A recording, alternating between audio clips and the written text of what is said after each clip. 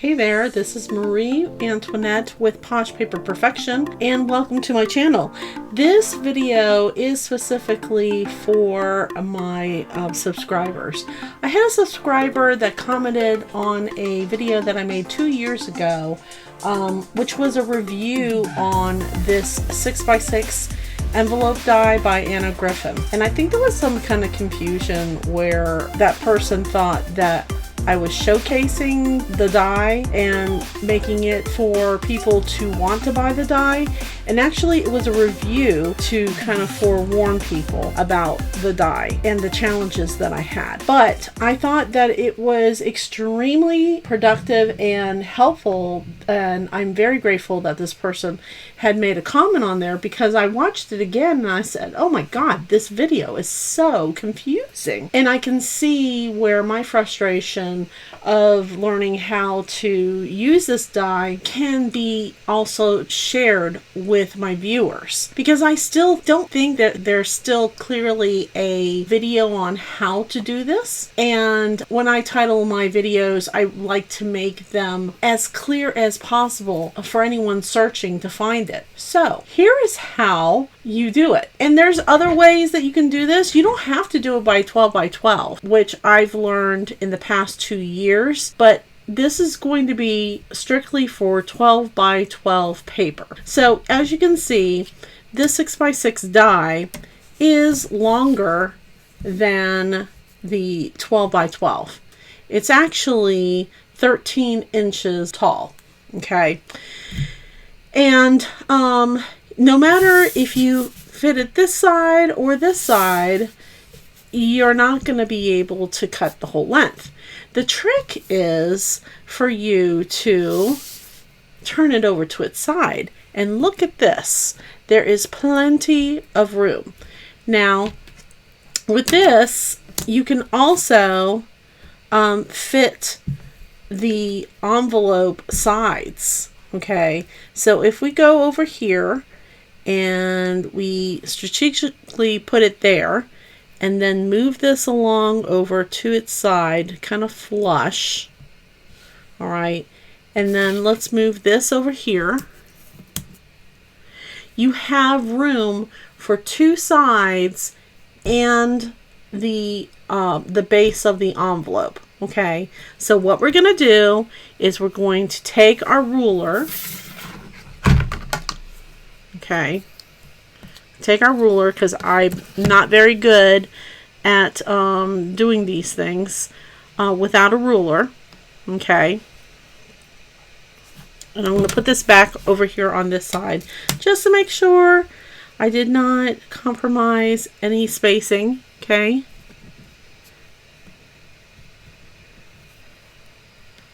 And we're going to draw a line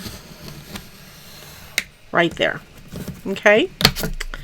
And now on this side, we're going to do the same thing. And we will draw a line over here. And we can move this now. Okay. So I don't know if you can see that, but there's a line right here. And there is a line right here. Now we're going to take our scissors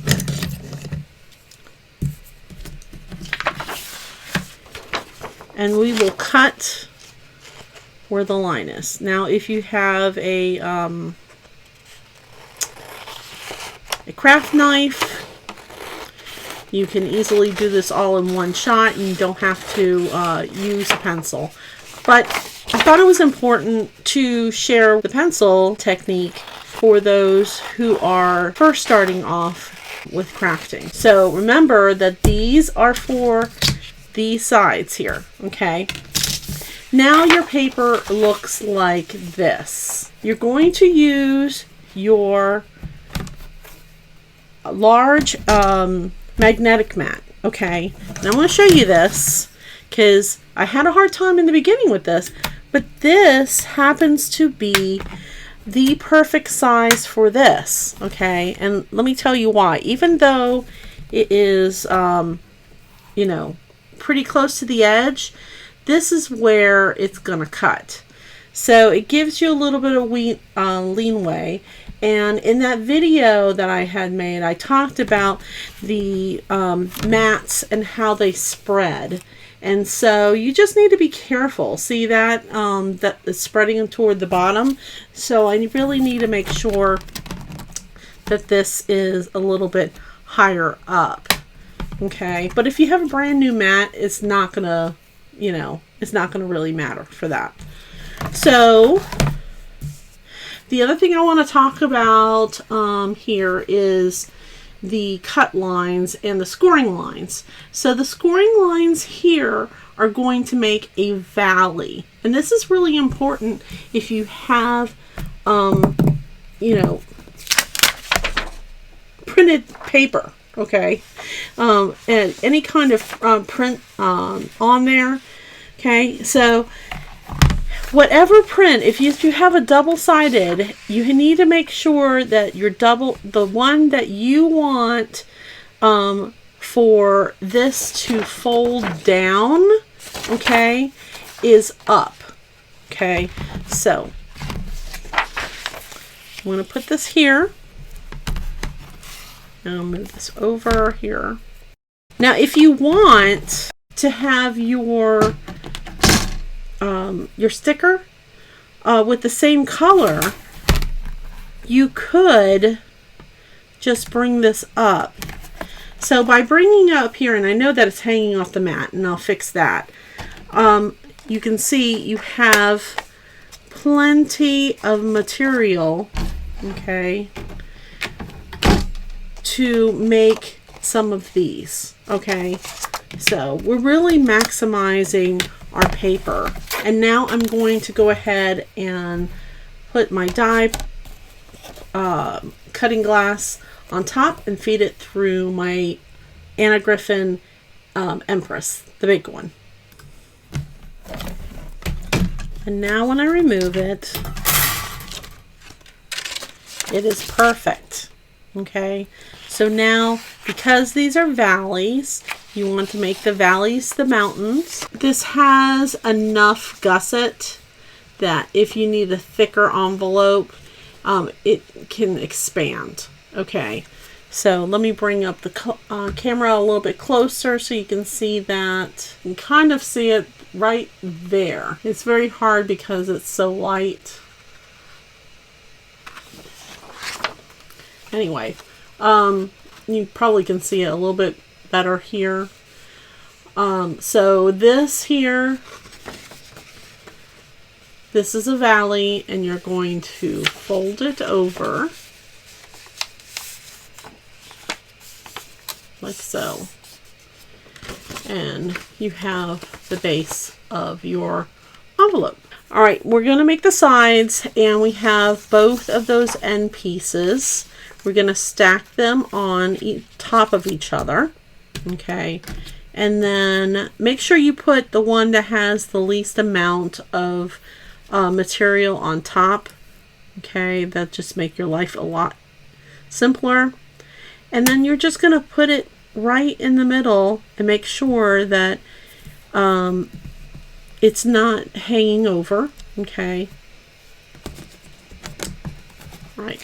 And you're going to cut it like this because you want your pattern side to be side up. And we'll go ahead and feed that through the Empress. And when we remove it, with this cardstock, it cut both of them because it's pretty thin. I mean, this is seriously one of my least favorite pieces of paper. Okay. I have a hard time doing anything with this. Now I found out that it's my favorite paper for making envelopes because of how thin it is. Helps with the cost of mailing those thick envelopes. Okay, so this, you can see, I think you can see that. You can see that it has the score line, which is a valley. All right, and then here is where the tape is supposed to go, but I do not use tape. So we're going to fold this over, and we're going to fold the other one. Just like that. And then you're going to take your glue, and you're going to glue this part. The side panels, they are the same. You just flip one over, okay? So you cut them the same. You're just going to flip this one over here and this one over here, just like that, okay? Easy peasy. And then you put it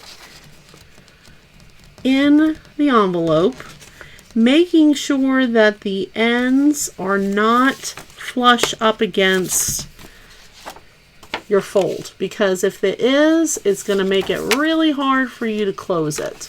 Okay, so this one is perfect, and then I like to flip it over just to make sure that it's not hanging off to the side. Okay, so it's not showing on this side, it's the base is not showing on this side, so it's perfectly flush. And then run my fingers along, and then like this. Now if you put tape, once you put it down with this paper and you did it wrong, forget about it.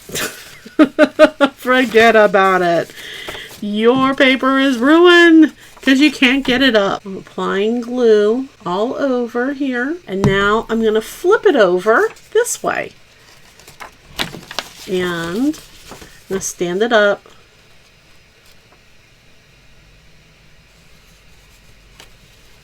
And it's so hard to do this on camera. Let me just tell you. Might have to stand up to do this. Here. And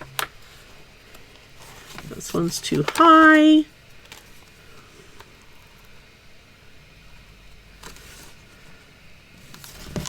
That way. See how you can see it? You don't want that. So I'm going to push it out. And I'm actually going to flip it over because it's easier for me to see it this way.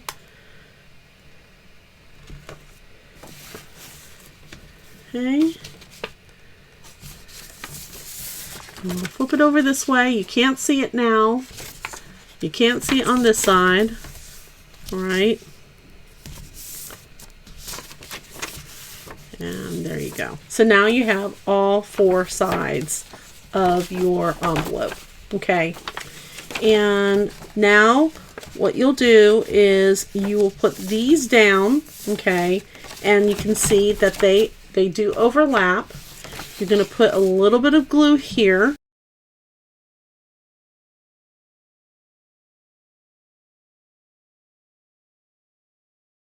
And then you're going to put some glue here.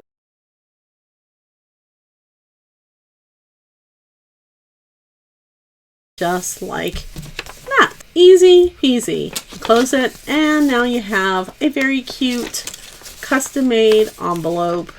Isn't that like so cute? And with this, you can cut out your little stickers to close these. All you need to do is cut it out, and I probably would put Xyron and just attach the Xyron to the back of this. Then feed it through the Empress, okay, or your die cutting machine, and then peel it off when I'm ready to stick it back on. But I'm not going to do that since this color here, I would have this like a solid color. I just wouldn't do the print. But this would look really cute for a solid color envelope. So anyway, if you found that this video was helpful, please let me know. Another video that I can do for you guys, if you're interested, is how to make the 6x6 envelope using an 8.5 by 11 paper. Again, I really want to thank my viewers for commenting on my videos. It is incredibly helpful to hear your comments when they're constructive, and help me know what kind of videos you all are really wanting to see.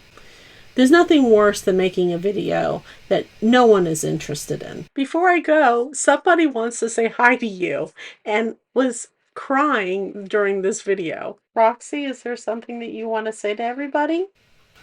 It's time for me to video. It is. Okay, let me video. Thank you so much for liking, subscribing, and commenting on my videos again. See you next time.